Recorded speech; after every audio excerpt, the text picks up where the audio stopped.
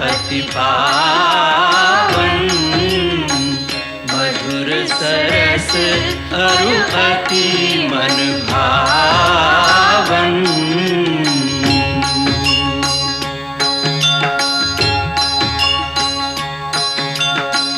पुनि पुनि कितने हो सुने सुनाए, पिय की प्यास बुझत न बुझाए।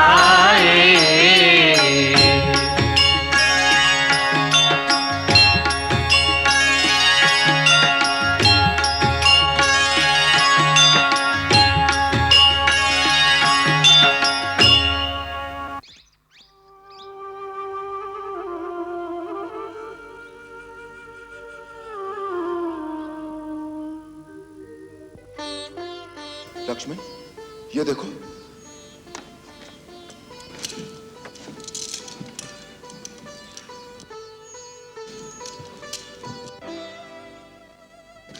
लक्ष्मण, ये देखो, ये सीता की चूड़ियां हैं। वो अवश्य ही इधर से गई है। हम ठीक मार्ग पर हैं। लगता है वो उस पापी से जूझते हुए गई है जिससे उसके आभूषण इधर उधर बिखर गए हैं। हाँ भैया, ये ठीक मार्ग है। चलो आगे चलें।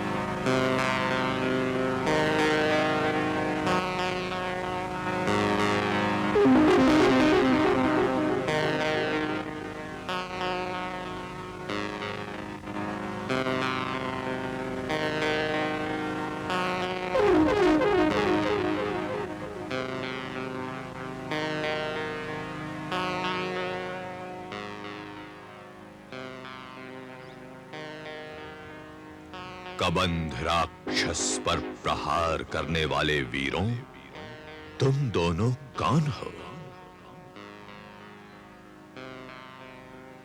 सच सच बताओ, क्योंकि संसार में केवल 2 ही वीर ऐसे हैं जो मेरी बाहें काट सकते हैं।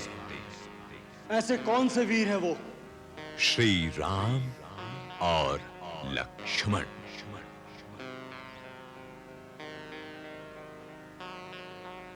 तुम राक्षस होकर राम और लक्ष्मण को कैसे जानते हो? मैं वास्तव में राक्षस नहीं हूं।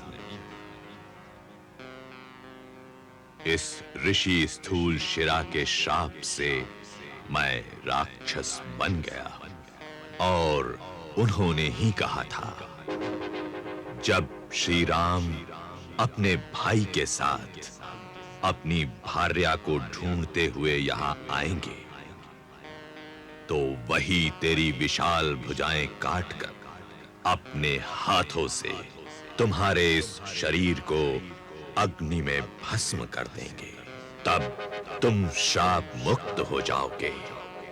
यदि तुम वही राम हो तो सच सच बताओ। मुझे तुम्हारी पत्नी के बारे में एक महत्वपूर्ण सूचना भी तुम्हें देनी है।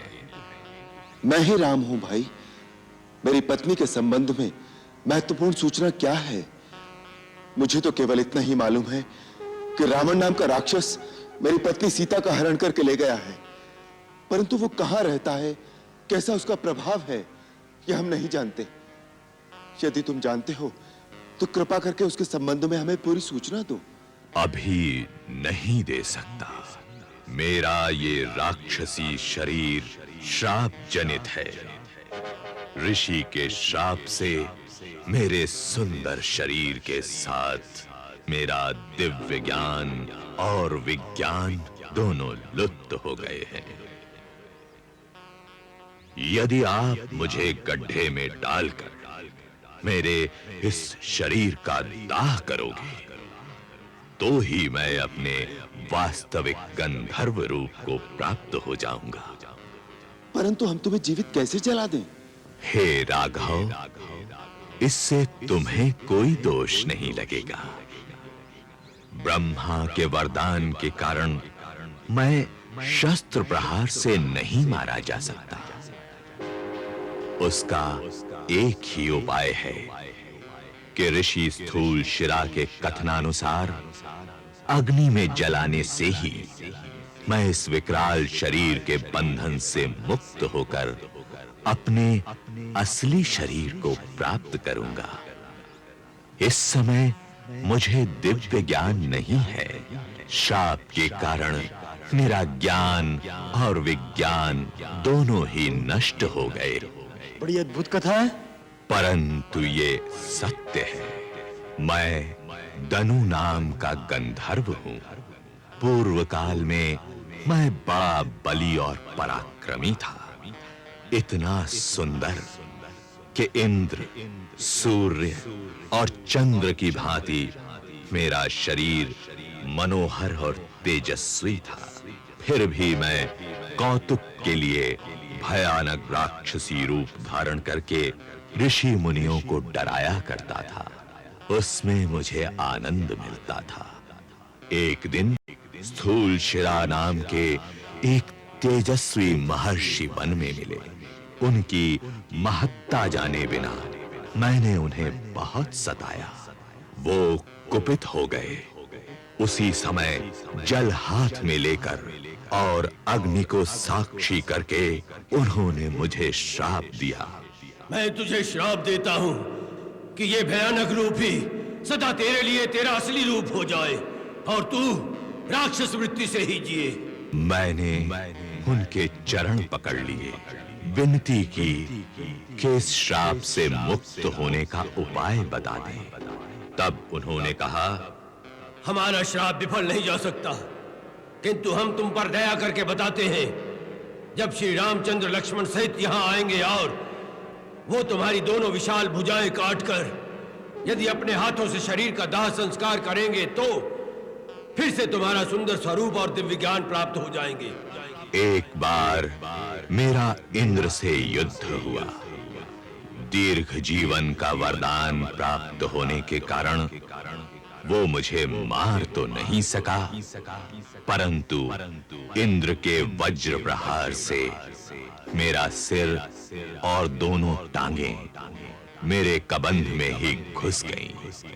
तब से मेरा शरीर केवल कबंध मात्र रह गया है और मैं अपनी लंबी लंबी भुजाओं से वन के पशु पक्षियों को पकड़कर खा लेता हूं। सो हे राम, मुझ पर कृपा करो, मुझे इस शरीर से मुक्त करो। सूर्य अस्त होने से पूर्व ही मुझे किसी गड्ढे में डालकर मेरा दाह संस्कार कर दो। तब मैं एक ऐसे महापुरुष का पता आपको बताऊंगा जो आपकी सहायता करेंगे। अच्छी बात है। लक्ष्मण, तुम गड्ढा खोदकर चिता तैयार करो। जो आज्ञा भैया।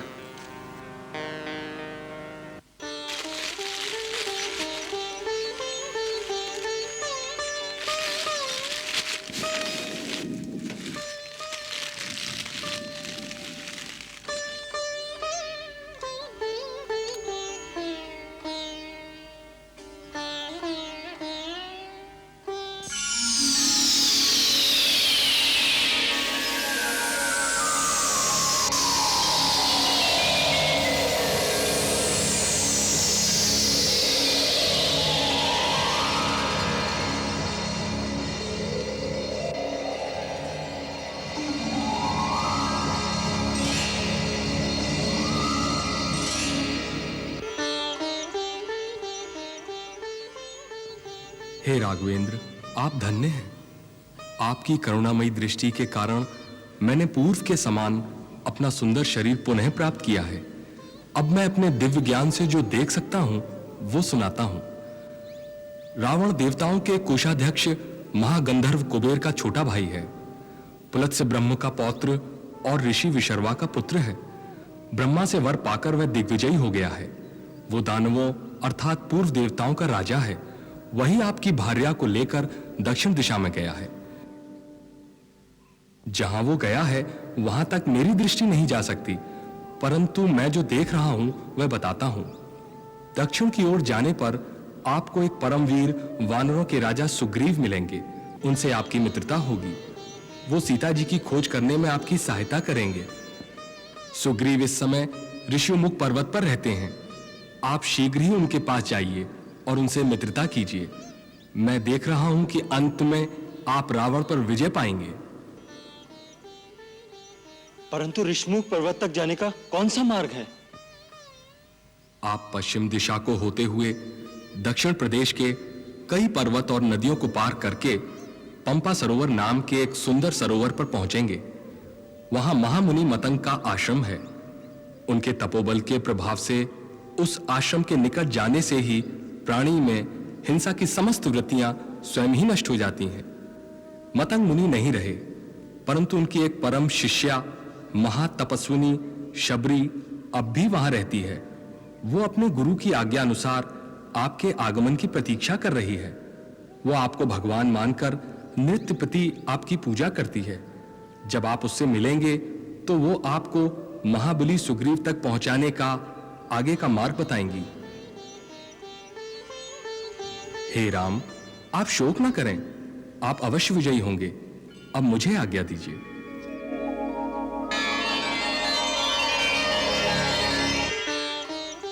महात्मा, आपको अपना अभीष्ट लोक प्राप्त हो।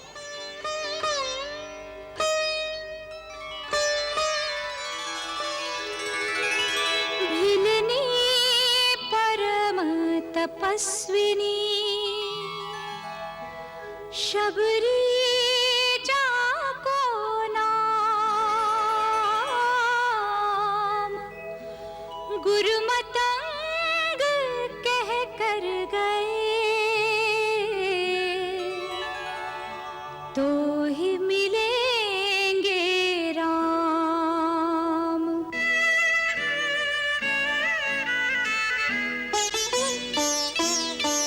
कब दर्शन देंगे, कब दर्शन देंगे राम परम हितकारी।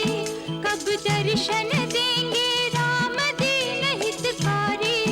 रास्ता देखत शबरी की उम्र गई सारी। रास्ता देखत शबरी की उम्र गई सारी।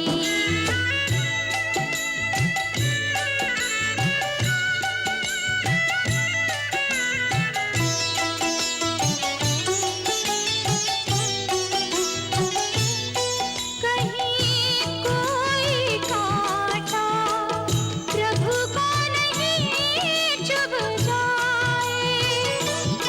पलकन मग झारे चुन चुन पुष्प बिछाए।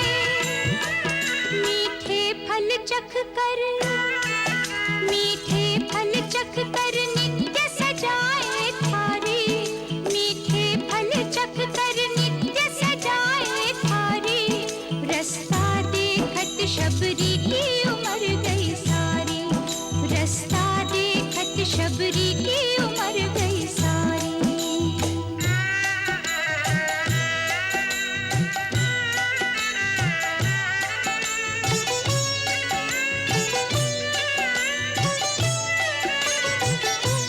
श्री राम चरण में प्राण बसे शबरी के, प्रभु दर्शन दे तो भाग जगे शबरी के। रघुनाथ प्राण निधि, रघुनाथ प्राण निधि पर जीवन बलिहारी, रघुनाथ प्राण निधि पर जीवन बलिहारी। रास्ता देखत शबरी की उम्र गई सारी, रास्ता देखत शबरी की उम्र गई सारी। कब दर्शन देंगे, कब दर्शन देंगे राम परम हितकारी, कब दर्शन देंगे राम दीन हितकारी। रास्ता देखत शबरी की उम्र गई सारी, रास्ता देखत शबरी की उम्र गई सारी।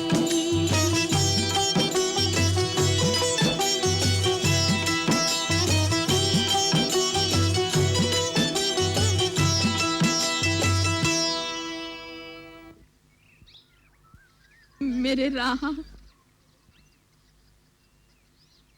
मेरे राह, मेरे राह। नहीं नहीं महात्मा, कृपा करके इन फूलों को न रौंदिए, ये मैंने अपने राम के लिए बिछाए हैं। अरे पगली, तू नित प्रति इस प्रकार मार्ग में फूल बिछाती है जैसे श्री राम आज और अभी आने वाले हैं। ऐसा करते तुझे कितने वर्ष बीत गए? तेरे राम आए भी? अब तक नहीं आए, परंतु आएंगे, अवश्य आएंगे। मेरे गुरुदेव मतंग मुनि का वचन मिथ्या नहीं हो सकता, इसीलिए मैं प्रतिदिन प्रतिपल उनके स्वागत के लिए तैयार रहती हूँ। अचानक किसी समय आ गए तो वो क्या कहेंगे? इस भीलनी को स्वागत करना भी नहीं आता। अतः आप दया करके मेरे इन फूलों से किंचित हटकर चले तो आपकी मुझ पर बड़ी कृपा होगी। इसे मत सताओ, चलो आओ हम किसी और मार्ग से चलते हैं। आओ।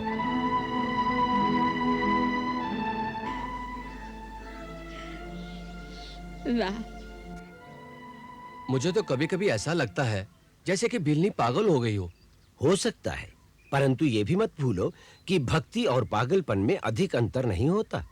सांसारिक दृष्टि से देखो तो भक्त पागल ही जैसा दिखाई देता है। शबरी महातपस्विनी है और उसे सिद्धि प्राप्त है, परंतु उसमें सिद्धि का अहंकार लेश मात्र नहीं है। यही एक सच्चे भक्त की निशानी है। जी गुरुदेव।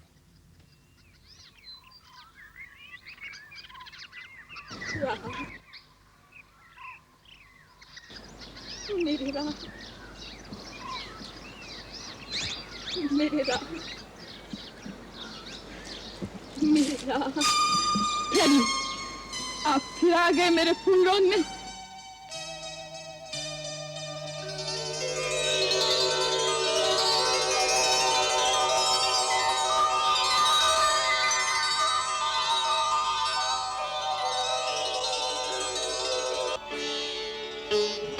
कौन है आप? हम माता शबरी के पास जाना चाहते हैं। आप कृपया हमें इनकी कुटिया तक पहुंचा देंगी? माता शबरी के पास? लेकिन आप है कौन? मैं राम और ये मेरा छोटा भाई लक्ष्मण।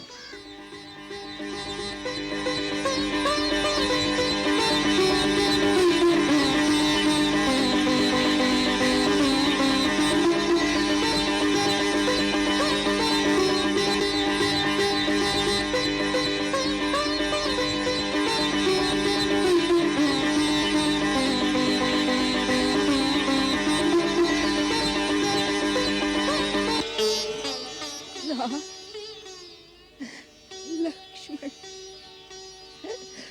आप आ गए प्रभु, आप आ गए सबरी की कुटिया में।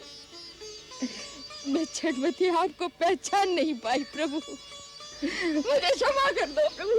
प्रभु क्षमा कर देना प्रभु, मैं जड़मती आपको पहचान नहीं पाई। हे दया निधान, दयालु है, आप दयालु है, मुझे क्षमा कर देना प्रभु।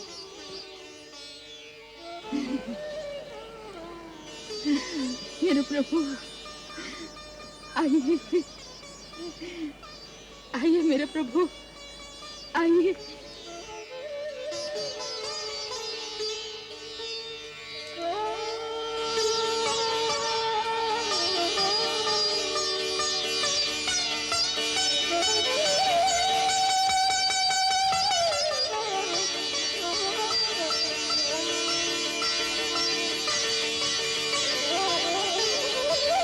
पधारिए प्रभु, पधारिए, पधारिए प्रभु, आइए। आपके चरण कमलों से आज मेरी कुटिया पवित्र हो गई। विराजिए, विराजिए मेरे प्रभु, विराजिए, विराजिए, विराजिए, विराजिए मेरे राजा। मैं आपके चरण पखारती हूँ।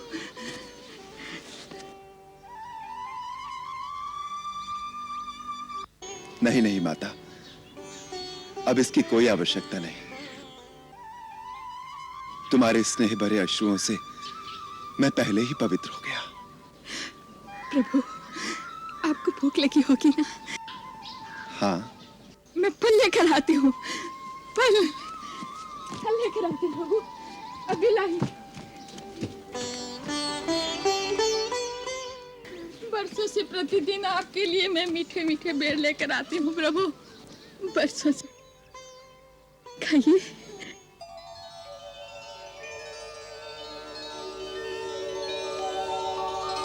खाइए प्रभु, बहुत मीठे हैं, मैंने चक-चक कर रखे हैं।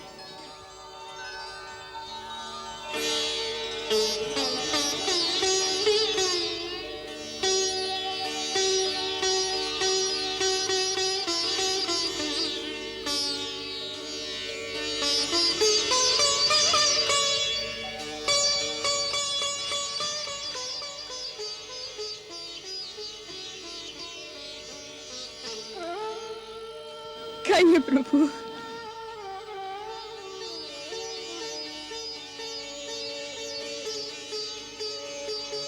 लक्ष्मण, खाओ।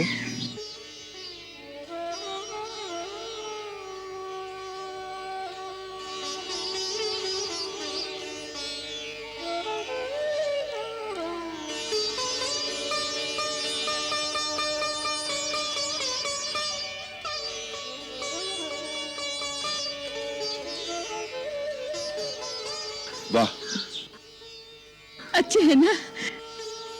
मीठे हैं। इनकी प्रशंसा के लिए शब्द नहीं है मेरे पास। इतने वर्षों बाद ऐसा लगा जैसे माता कौशल्या अपने हाथ से खिला रही हो। लक्ष्मण, ऐसे मीठे फल तो भगवान को वैकुंठ लोक में भी नहीं मिल सकते। ये सब मेरे परम गुरु महामुनि मतंग की शक्ति का प्रभाव है। उनके तपोबल के प्रभाव से इस मतंग वन में फूल कभी नहीं मुरझाते, फल सदैव ताजे रहते हैं। इस आश्रम के चारों ओर समस्त प्राणी अपनी हिंसा वृत्ति छोड़ देते हैं। परम गुरु जहां बैठते थे, उनके चरणों में वन के सिंह और आश्रम की गाय बकरियां एक साथ पानी पीती थी। उनको परलोक सिधारे वर्षों बीत गए, परंतु जिस वेदी पर बैठकर वो यज्ञ किया करते थे, उसमें अभी तक एक तेज, एक प्रकाश की आभा झलकती रहती है। कितना पवित्र होगा वो स्थान। और कितनी भाग्यशाली हैं आप, जो ऐसे परम गुरु की सेवा करने का पुण्य प्राप्त हुआ। उसी सेवा का पुण्य फल है जो आपके दर्शन हुए हैं। हे राम, साक्षात भगवान का दर्शन करके मेरे कई जन्मों के पुण्य फलीभूत हो गए हैं।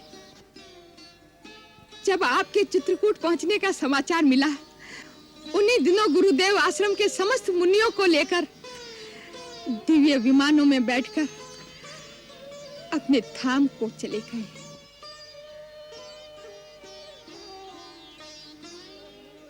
मुझ में भक्ति भाव की प्रधानता देखकर उन्होंने विशेष कृपा के कारण मुझे इसी कुटिया में रहने का आदेश देकर कहा कि एक दिन श्री राम लक्ष्मण के साथ इस आश्रम में आकर तुम्हारे अतिथि बनेंगे। उनके दर्शन मात्र से तुम अपनी भक्ति का चरम फल प्राप्त करोगी। इसके पश्चात तुम हमारे पास आ जाना। उन्हें हमारे आने का ज्ञान था? हाँ प्रभु, उन्होंने कहा था कि श्री राम अपनी भार्या की खोज में यहाँ आएंगे। तुम उन्हें महाबली सुग्रीव तक पहुंचाने का मार्ग बताकर कहना कि वह सुग्रीव से मित्रता करके रावण पर अवश्य विजय पाएंगे और सीता सहित आनंद पूर्वक अयोध्या जाएंगे। ये भावी निश्चित है प्रभु। आपसे दनु नाम के गंधर्व ने जो कुछ कहा है, मैं उसका समर्थन करती हूँ। आपने ये समाचार सुनाकर जैसे अपने परम गुरु का आशीर्वाद मुझ तक पहुंचा दिया है। अब कृपा करके ये बताइए कि हम महाबली सुग्रीव तक कैसे पहुंचे? आप अनजान की बातें पूछते हैं प्रभु, तो बताती हूँ। यहाँ से आगे जाने पर आपको पंपासुर नाम का एक सुंदर सरोवर मिलेगा। उसके दक्षिण तट की ओर ऋष्यमुख और मल्याद्रि नाम के 2 पर्वत शिखर दिखाई देंगे। सुग्रीव अपने 4 मंत्रियों सहित वहीं रहते हैं, जिनमें हनुमान नाम का आपका एक चिर परिचित भक्त भी है प्रभु। उनके सहयोग से सुग्रीव से भेंट होने पर आपके द्वारा सुग्रीव का एक अभिष्ट कार्य भी पूर्ण होगा। आपके इस आश्वासन को मैं आपका आशीर्वाद मानता हूं माता। अब यदि आप हम पर कृपा करें तो आपके परम पूजनीय गुरु जहां पर तपस्या करते रहे हैं, उस पवित्र स्थान के भी दर्शन करा दें तो हमारा जीवन धन्य हो जाए। अवश्य आप वो स्थान देखेंगे प्रभु। मेरे गुरु का स्थान देखने योग्य है। आइए, वो स्थान दर्शन करने योग्य है। पधारिए प्रभु, पधारिए, आइए।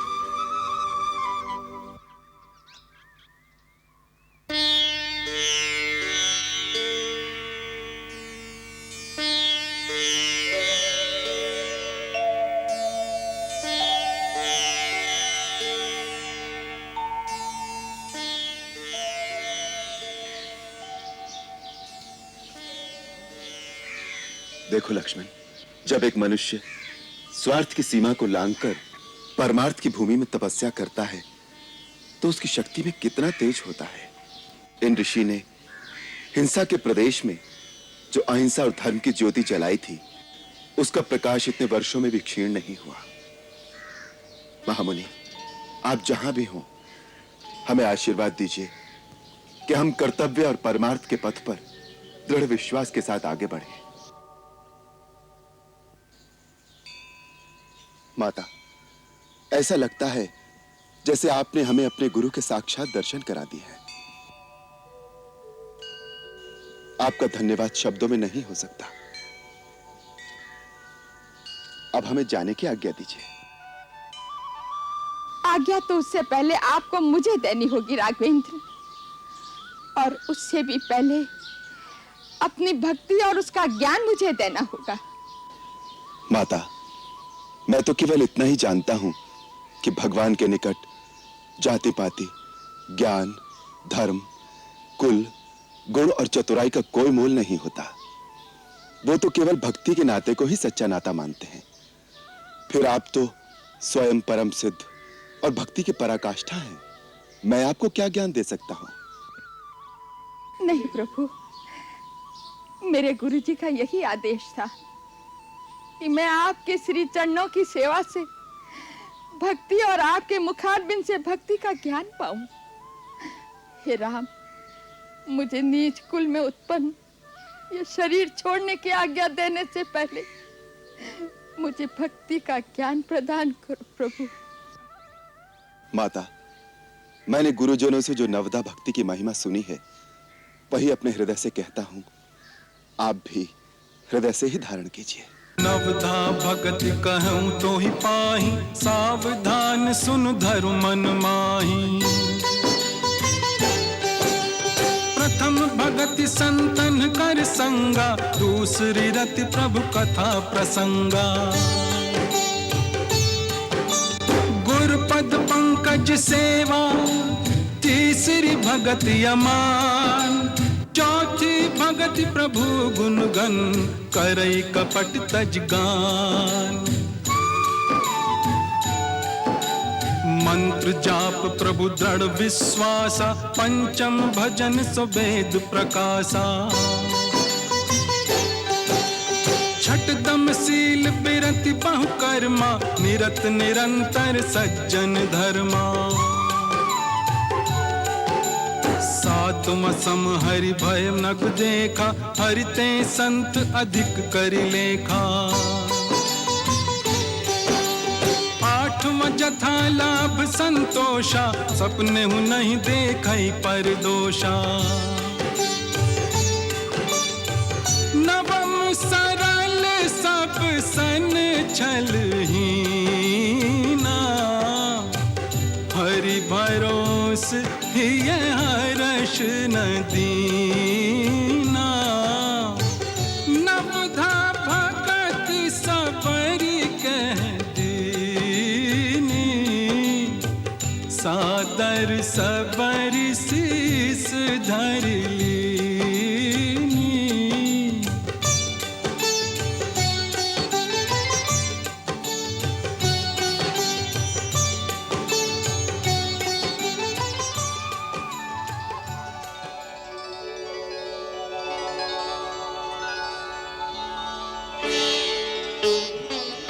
दयाल, आपने दीन जानकर जो इस सेविका पर कृपा की है, वह सदा बनाए रखना। ऐसी दया करना कि मेरा चित्त इन श्री चरणों से कभी विमुख न हो। अब मुझे अपने गुरुदेव के पास जाने की आज्ञा दीजिए प्रभु।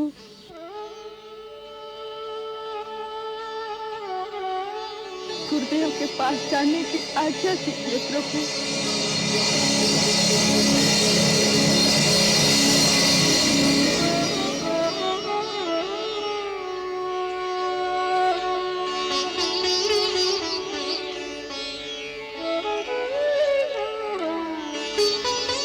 माता, आपका मार्ग भक्ति की ज्योति से प्रकाशमान हो।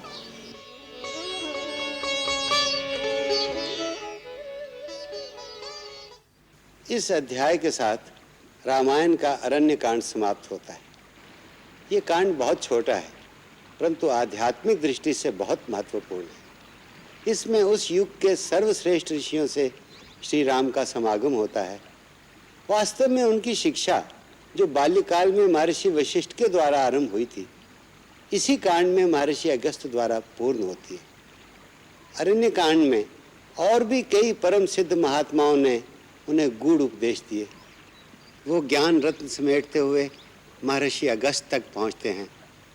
रामायण में महर्षि अगस्त्य अंतिम ऋषि हैं जिनसे उनका मिलन होता है, क्योंकि इसके पश्चात उन्हें केवल भक्त मिलते हैं, हनुमान, विभीषण, शबरी आदि। इसी कांड में उनकी शिक्षा, उनके ज्ञान की पूर्ति भी होती है। उनकी अस्त्र विद्या में जो कमी या अपूर्णता ऋषि विश्वामित्र के यहाँ रह गई थी, वो भी इस कांड में अगस्त्य मुनि द्वारा पूर्ण हो जाती है। और इसी कांड में अचानक कहानी एक ड्रामेटिक मोड़ लेती है। जीवन में सहसा ही सीता हरण जैसी घटना घट जाती है और श्री राम जैसा स्थिर बुद्धि और धीर वीर पुरुष भी धैर्य खो देता है।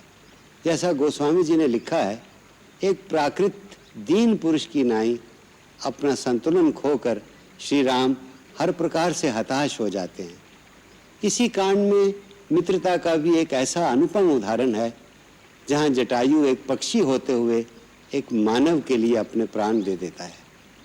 यह घटना विभिन्न योनियों में आत्मा की एकता को सिद्ध करती है।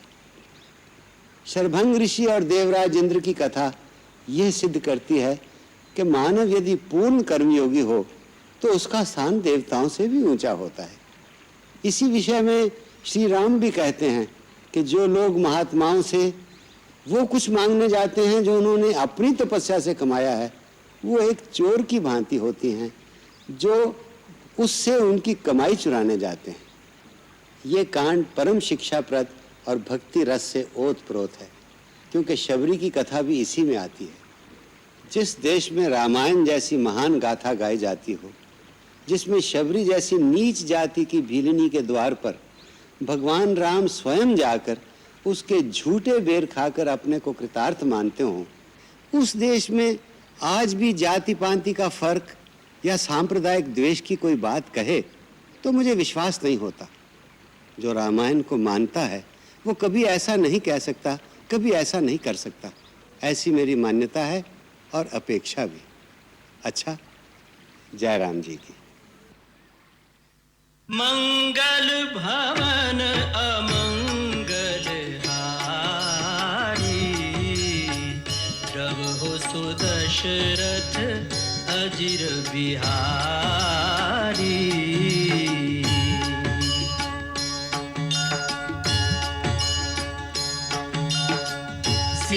सीताराम चरित अति पावन, मधुर सरस अरु अति मन भावन।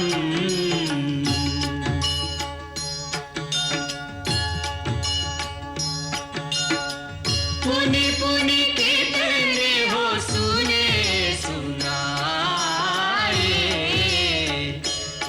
की प्यास बुझत न बुझाए।